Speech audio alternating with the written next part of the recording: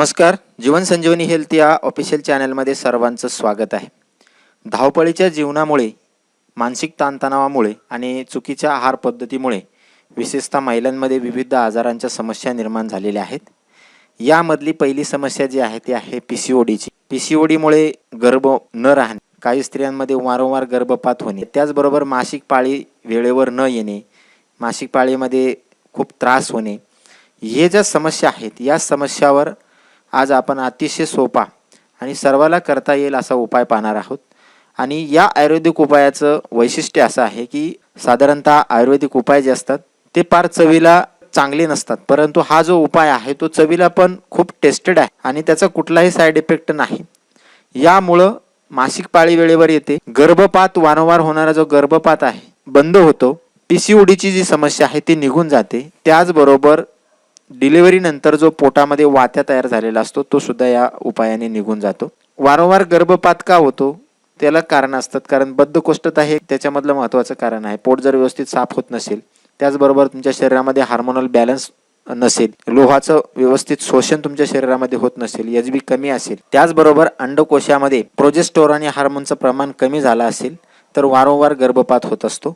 या हार्मोनमुळे जे गर्भ असतो म्हणजे याला प्लासेंटा असं म्हणतो, गर्भधारणा झाल्यानंतर गर्भातील काही पेशीमधून प्रोजेस्टेरॉन आणि इस्ट्रोजिन या दोन हार्मोनची निर्मिती होत असते. 12 आठवड्यानंतर हे जे प्लॅसेंटामध्येच हे हार्मोन तयार व्हायला सुरुवात होतात, परंतु जेव्हा हे हार्मोन या प्लॅसेंटामध्ये तयार होत नाही तेव्हा हा गर्भ जो आहे तो बाहेर फेकला जातो आणि त्यामुळे गर्भपात होत असतो. हे सर्व कारण या उपायाने सहजरित्या निघून जातात आणि प्रत्येक स्त्रीनं हा उपाय करायला पाहिजे. याचा कुठलाही साईड इफेक्ट नाही. या उपायाने स्त्रियांमधलं जे HBचं प्रमाण कमी असतं ते पण याने वाढतं आणि स्त्रियांना विविध आजारापासून दूर ठेवण्याचं काम हा उपाय करतो.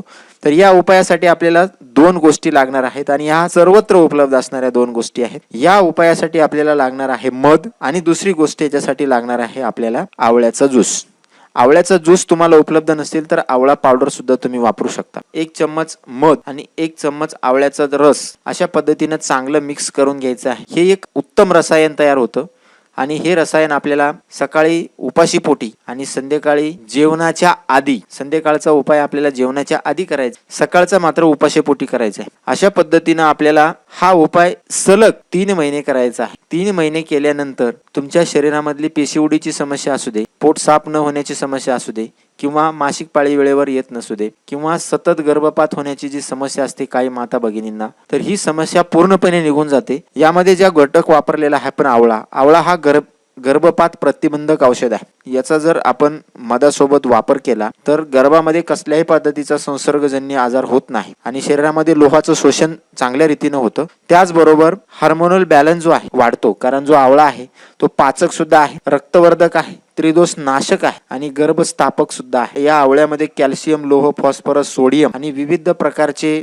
जीवनसत्व अ, जीवनसत्व क खूप मोठ्या प्रमाणामध्ये असतं आणि या जीवनसत्व क मुळे शरीराची हालचाल आपल्या वाढते, त्यामुळे पोटही साफ होतं. शरीरामध्ये वाढलेले जे मेद आणि कोलेस्ट्रॉल आहे ते कमी व्हायला सुरुवात होते. पोटाच्या भोवती जे चरबी साठलेली आहे ती कमी होऊन जाते. 51 दिवस या औषधाचा कंटिन्यू वापर केला तर गर्भधारणा सुद्धा होते, गर्भधारण शक्ती याने वाढते. तर हा साधा उपाय आहे, टेस्टी उपाय आहे, कुठलाही साईड इफेक्ट नसणारा उपाय आहे. तर हा उपाय तुम्ही अवश्य करून बघा आणि अशाच नवनवीन उपायासाठी जीवन संजीवनी हेल्थ या ऑफिशियल चॅनलला लाईक आणि सबस्क्राईब करा. नोटिफिकेशनसाठी बेल आयकॉनवर क्लिक करा.